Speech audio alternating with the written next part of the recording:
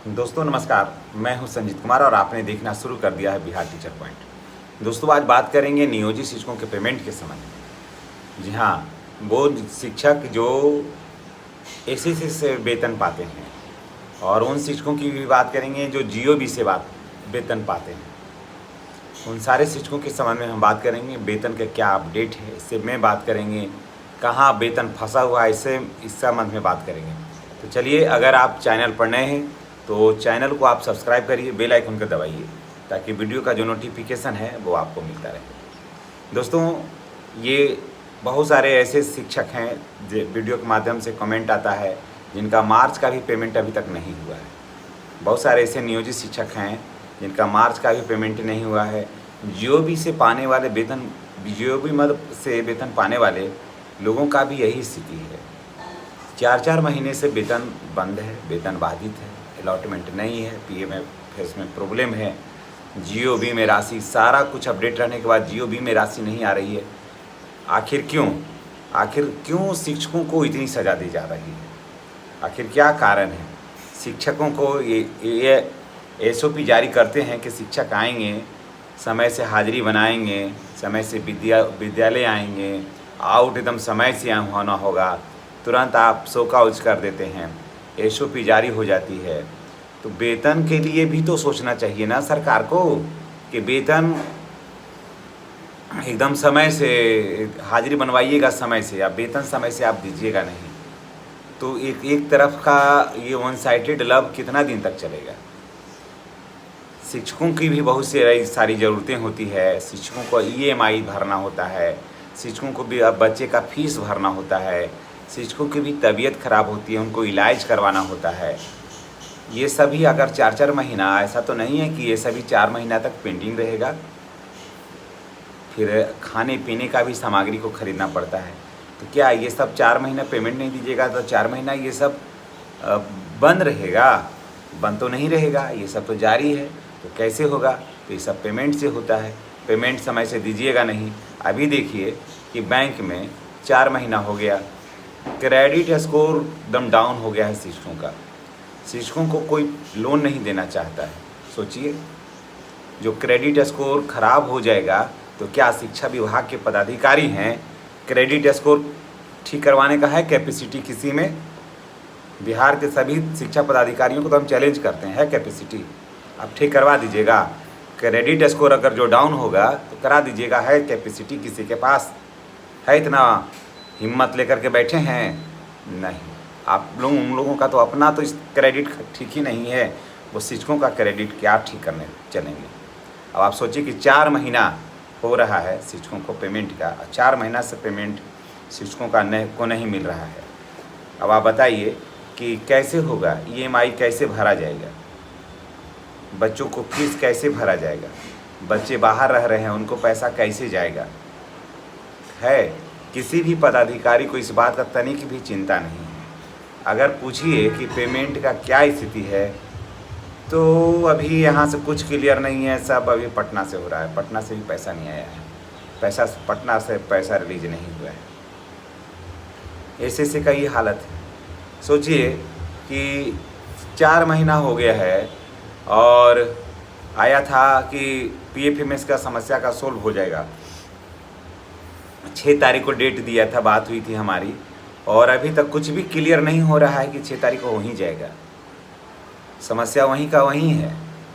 समस्या में अभी कोई सुधार नहीं हुआ, इसलिए आज हम ये वीडियो बना रहे हैं। अब देखिए बाद में क्या होता है तो हम बाद में देंगे सूचना। अभी तक कुछ भी नहीं हुआ है। कल भी बात हुई है हमारी, तो समस्या जहाँ था वहीं है। अब ये समस्या का समाधान कैसे होगा, क्यों, इसका जवाब किसी के पास नहीं है। अब आप सोचिए, गर्मी की छुट्टी थी, लोग घर में काम करवाना चाहते हैं, यही एक समय मिलता है कि रुके हुए कुछ काम करवा देते, है ना? तो रुका हुआ काम क्या होगा? कोई काम ही नहीं होगा, पैसा ही नहीं है, काम कहाँ से होगा? तो ये गर्मी की जो छुट्टी हुई तो समझिए कि बेकार हो गया शिक्षकों के लिए। शिक्षक घर चले गए कि शायद पैसा आ जाएगा तो काम करा लेंगे, लेकिन पैसा ही नहीं आया, शिक्षक काम कहाँ से कराएंगे? तो ये हालत हो गई है। अब बात कर लेते हैं, ये वो बात कर रहे थे अभी एसएससी मद से वेतन पाने वाले शिक्षकों का। अब बात करते हैं जीओबी वाले का। तो जीओबी वाले के लिए भी अभी कोई अलॉटमेंट नहीं है, समझ गए, कुछ भी नहीं है। अभी जो खर्च हुआ था राशि उसका अभी तक जो है ना उपयोगिता प्रमाण पत्र जो होता है, जिसको यूटिलाइजेशन सर्टिफिकेट देना होता है, वो अभी तक जमा नहीं हुआ है।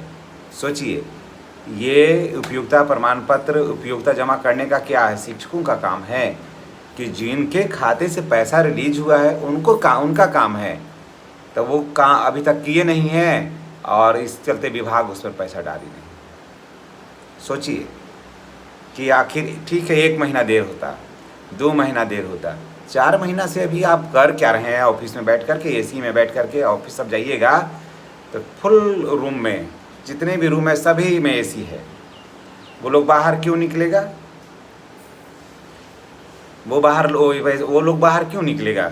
जितने भी क्लर्क हैं, चपरासी, वो बाहर क्यों निकल के देखेगा? समस्याओं का समाधान क्यों करेगा? ऐसा व्यवस्था होता ना कि शिक्षकों के पेमेंट के बाद सारे कर्मचारियों का पेमेंट होगा, देखते काम कैसे होता है। तो ऐसी तो कोई व्यवस्था है नहीं। सभी लोगों का पेमेंट हो जाता है, जब बारी आती है शिक्षकों का तो वहाँ पर दुनिया भर का समस्या को गिना दिया जाता है। और अगर पूछे जाइए तो हाँ, एकदम हाथ खड़ा कर दिया जाता है कि अभी कुछ कोई उम्मीद नहीं है, कोई संभावना नहीं है कि अभी पेमेंट हो जाएगा।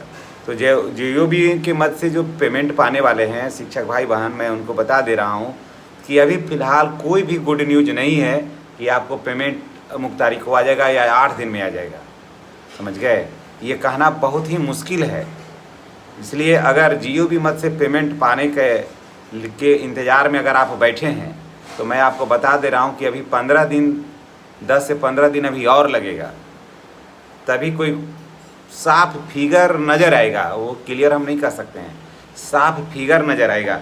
हम लोग न्यूज़ कब देते हैं? जब जो ऑफिस हम लोगों को न्यूज़ देती है ना, जब ऑफिस से न्यूज़ निकल कर आती है तब। तो जब ऑफिस से पॉजिटिव न्यूज़ निकल कर आती है, संभावनाएं व्यक्त की जाती है, तो लाते हैं कि संभावनाएं हैं, हो जाएगा। लेकिन अभी ऑफिस से बात करने पर 2 जगह बात हुआ, कहीं से भी कुछ भी पॉजिटिव समाचार नहीं है जीओबी वालों के लिए, समझ गया, कुछ भी नहीं है। यानी कि जीओबी से मान के चलिए कि पेमेंट अभी जो अगर पेमेंट का वेट कर रहे हैं ना, तो अभी आपको 10 दिन और वेट करना होगा। यानी कि आपको 5 महीना हो जाएगा तब जाके आपको पेमेंट मिलेगा। वो भी मिलेगा पूरे महीना का नहीं, 2 से 3 ही महीना का पेमेंट मिलेगा। अब यही सिलसिला चलेगा। जब अब तो लग रहा है जो स्थिति है, अब यही सिलसिला चलेगा। और कहा जाता है कि ये सुशासन की सरकार है। जब पेमेंट ही नहीं मिलेगा तो सुशासन की सरकार रहकर क्या करेगी? इससे तो बेहतर कोई और भी सरकार रहती, कम से कम समय से वेतन देती। कहा गया था कि डबल इंजन की सरकार रहेगी, विकास को गति मिलेगा और सारे लोगों को कठिनाइयों का समाधान होगा।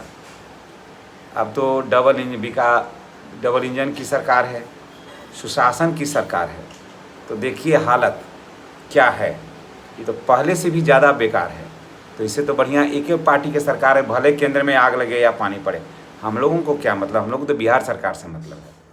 तो बिहार सरकार की ये स्थिति है। और अगर जीओबी मद से पेमेंट पाना चाहते हैं तो अभी आपको इंतज़ार करना पड़ेगा, कोई क्लियर फिगर नहीं है। IASS की जहाँ तक की बात है तो PFMS की जो समस्याएं हैं दोस्तों, वो अभी उसका कल शाम तक मैंने नहीं ठीक हो पाया था, समझ गए। आज तक 4 तारीख है और 3 तारीख को मैंने बात किया था, तो अभी उसका समस्याओं का समाधान नहीं हो पाया था। अब देखिए अगर आज कुछ हो जाता है तो मैं अवश्य दूंगा जानकारी।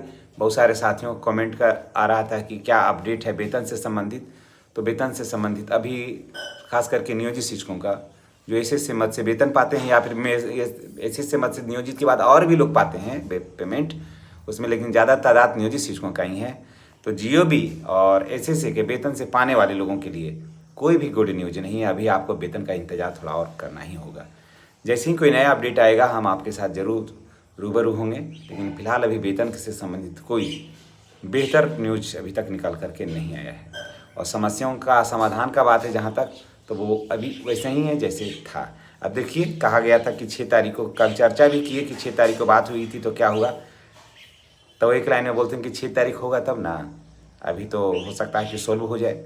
देखिए इंतज़ार करिए और क्या कर सकते हैं, लेकिन फिलहाल अभी कोई गुड न्यूज़ नहीं है, जैसा उन लोगों के बात से लगा कि अभी तक इस पर कोई गुड न्यूज़ नहीं है। धन्यवाद।